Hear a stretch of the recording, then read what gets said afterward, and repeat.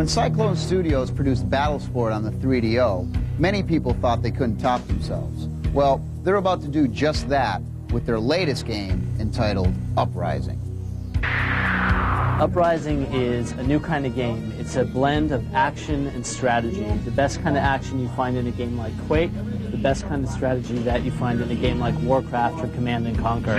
You're down on the field, you see your troops running by you, you see bombers overhead, you hear all the sound effects, it's like you are there. You play most of the game from the perspective of a high-tech tank called a Wraith, and jump into the perspective of Citadel towers. These are like big gun towers that can defend your land.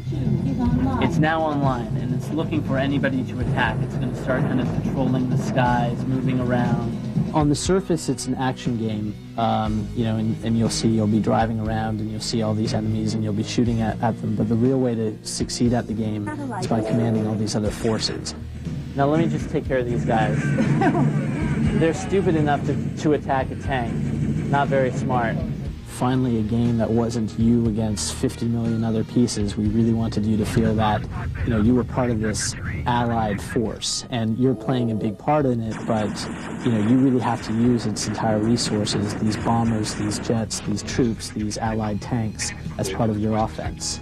Cyclone's a small company. We really need to put a lot of wood behind one arrowhead, so instead of doing a game for 3 different platforms and just really spreading our resources thin, we want to just pick the right one and just, you know, put all our efforts behind that. I mean, personally, for me, I just love, you know, making games, and I love the high-level concept of, you know, a game like, okay, we want this game to feel this way or that way.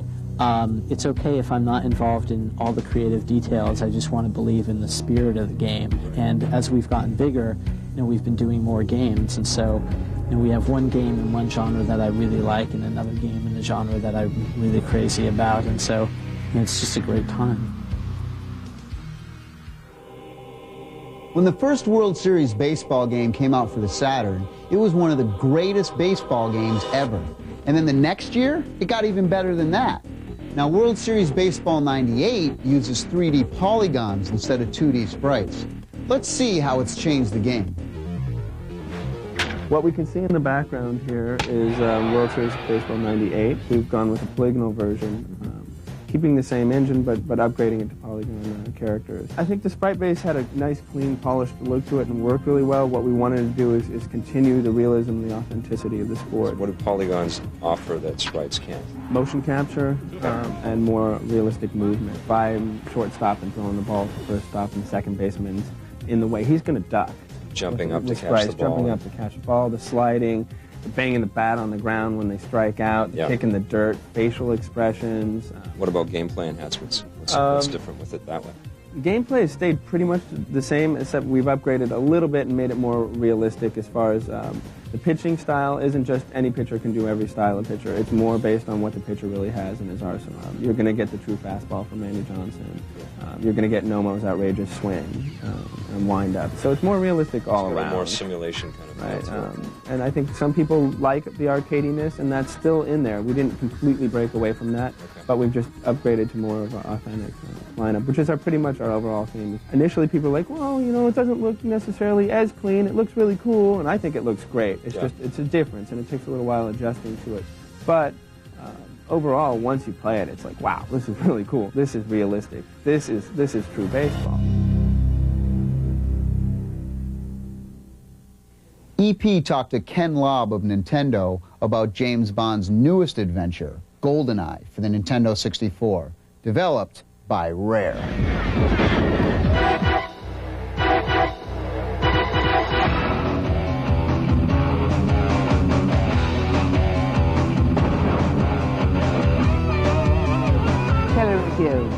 Tommy Tellerico.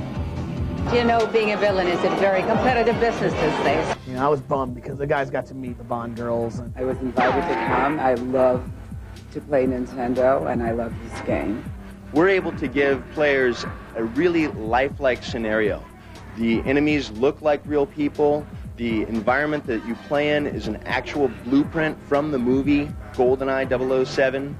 And in essence, you're there. You are James Bond. You play the game a lot and you watch the movie, it's like, been in that room, seen that light switch. You know, this texture is taken right from the movie, for example. I mean, and I went to an arcade show in Japan, and I met Tim and Chris Stamper along with Mr. Takeda, was the guy who headed up the development of the Nintendo 64. And after the show, we went to NCL. And Mr. Takeda, being very technical, had already been to Rare, and he knew that this was going on, but he hadn't seen it, you know, actually in that state of a complete level.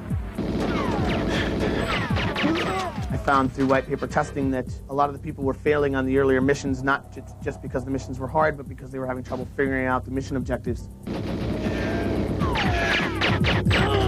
On top of that, it wasn't just figuring out the mission objectives, they were trying to learn the lay of the land.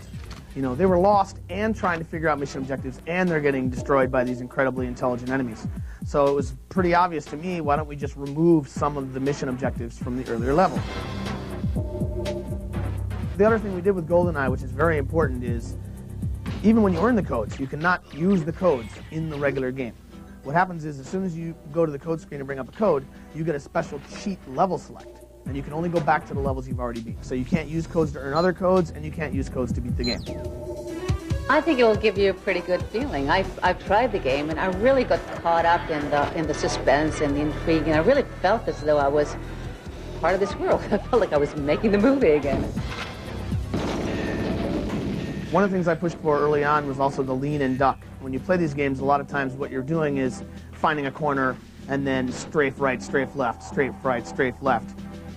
So I thought it would be kind of cool to be able to do what you always see in the movies, which is hide behind something and kind of, you know, pop out, bang, bang, bang, bang, and then be able to immediately pop back to exactly where you were standing. And then to be able to do this in a way that when you pop out, you're always aiming at the exact same point, as, you know, so it's something that's highly repeatable. You know, what they did with the AI of the enemies and the way that they hear and see you, what they've done with the idea of the cameras, you know, the idea of what am I doing with these missions that are somewhat obscure and yet they tie in so well with the movie. You know, you really feel like you're James Bond when you play this game, and that's just because you're not just looking for a key, and you don't want to shoot everybody because people might hear you, or they might see you shooting someone and then go hit an alarm, and then the enemies come en masse and you're in trouble. Don't move a muscle. Our reviews are coming right